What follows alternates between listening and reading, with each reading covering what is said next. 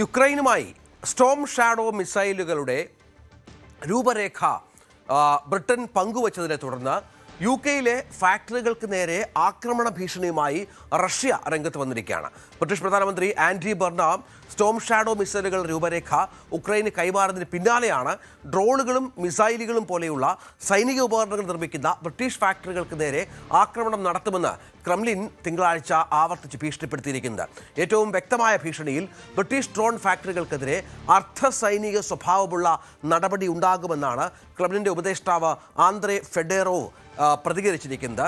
എങ്ങനെയായിരിക്കണമെന്ന് ചോദിച്ചപ്പോൾ ഉക്രൈനു വേണ്ടി ഡ്രോണുകൾ നിർമ്മിക്കുന്ന സ്ഥാപനങ്ങൾക്കോ ഫാക്ടറികൾക്കോ എന്തെങ്കിലും സംഭവിക്കുന്ന രീതിയിലാവാം അതെന്നാണ് വിശദീകരണം. മനു ഭരത് തുടരുന്നുണ്ട്. മനു, ഇപ്പോൾ റഷ്യയും ബ്രിട്ടനും തമ്മിലുള്ള പ്രശ്നങ്ങൾ തുടങ്ങിയത് ഒത്തിരി കാലമായിട്ട് അങ്ങനെ ചില വിഷയങ്ങളും കാര്യങ്ങളും ഒക്കെ നല്ല ബന്ധത്തിലല്ല.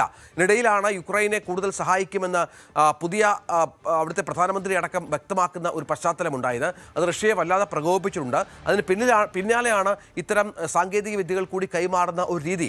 അത് റഷ്യയെ സംബന്ധിച്ചിടത്തോളം ചില്ലറ ആശങ്കയല്ല സൃഷ്ടിക്കുന്നത്.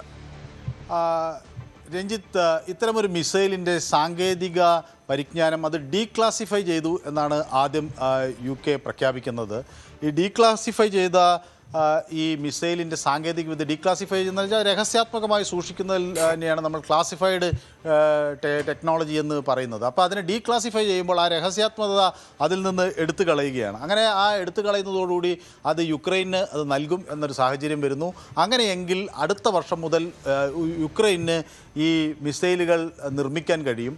അത് 250 കിലോമീറ്ററോളം ദൂരെയുള്ള ടാർഗറ്റുകൾ ആക്രമിക്കാൻ കഴിയുന്ന ഒരു മിസൈലാണ്. ഒരു long range cruise missile, long distance cruise missile എന്ന തരത്തിൽ അത് പ്രയോജനപ്പെടുത്താൻ കഴിയുന്നതാണ്. അപ്പോൾ ഈ ലോങ് റേഞ്ച് ഓട്ടോണമസ് ക്രൂയിസ് മിസൈലുകൾ എങ്ങനെ എപ്പോൾ ഇനി യുക്രൈനിൽ ആരംഭിക്കും എന്നൊക്കെയുള്ള ചോദ്യങ്ങൾ വരുന്നതിന് ഇടയിലാണ് ഈ റഷ്യൻ ഡെപ്യൂട്ടി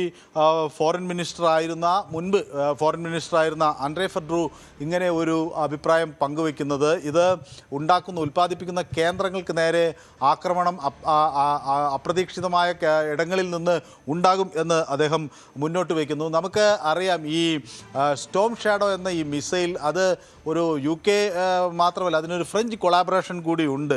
സ്കാൽപ്പ് എന്ന ഒരു മിസൈൽ ടെക്നോളജിയാണ് ഫ്രഞ്ച് അത് ഉപയോഗിച്ചിരിക്കുന്നത്. അതിൻ്റെ ഫ്രഞ്ച് വാക്കിൻ്റെ അതിൻ്റെ ഒരു ഷോർട്ട് ഫോം എന്ന നിലയിലാണ് ഈ SCALP എന്ന തരത്തിൽ ഈ മിസൈലിനെ പറയുന്നത്. അതിൻ്റെ ഇംഗ്ലീഷ് പരിഭാഷ എന്ന് വരുന്നത് ഈ long range autonomous cruise missile എന്ന അർത്ഥത്തിലാണ് അത് വരുന്നത്. അപ്പം ഒരു 250 കിലോമീറ്ററോളം ദൈർഘ്യത്തിൽ ആക്രമിക്കാൻ കഴിയുന്ന ഒരു മിസൈൽ ടെക്നോളജിയാണ് റഷ്യക്ക് ഇപ്പോൾ ഒരു തലവേദനയായിരിക്കുന്നത്. അത് യുക്രൈൻ അടുത്ത വർഷം മുതൽ നിർമ്മിച്ചു തുടങ്ങിയാൽ അത് ഒരു ഡയറക്റ്റ് മിലിറ്ററി ഇൻവോൾവ്മെൻറ്റ് എന്ന തരത്തിലേക്ക് അതിനെ കാണേണ്ടി വരും. അത് ഒരു എരുതിയിൽ എണ്ണയൊഴിക്കുന്ന ഒരു നടപടി എന്നുകൂടിയാണ് ഇപ്പോൾ റഷ്യ പറഞ്ഞു വയ്ക്കുന്നത്. അതിന് ഒരു വലിയ കൺസേൺ എന്ന തലത്തിൽ താങ്കൾക്കൊരു വലിയ ഒരു പ്രശ്നമാണ്. അതിനെ ഗൗരവത്തോടു കൂടി എടുക്കുന്നു എന്നാണ് പറയുന്നത്. അപ്പോൾ ഇപ്പോൾ ഇതിന് ചുവട് പിടിച്ച് വരുന്നൊരു മറ്റൊരു വിവരം, UK-യും അവരുടെ സുരക്ഷാ സംവിധാനങ്ങൾ ശക്തിപ്പെടുത്തിയിരിക്കുന്നു. പക്ഷേ റഷ്യൻ നീക്കങ്ങൾ UK-ക്ക് സമീപമുണ്ടോ എന്നൊക്കെയുള്ള സർവൈലൻസൊക്കെ വർദ്ധിപ്പിച്ചു എന്നാണ് റോയൽ നേവി ഇപ്പോൾ വ്യക്തമാക്കുകയും ചെയ്യുന്നത്. കൂടുതൽ വാർത്തകൾക്ക് News 18 Keralam YouTube channel subscribe ചെയ്യുക.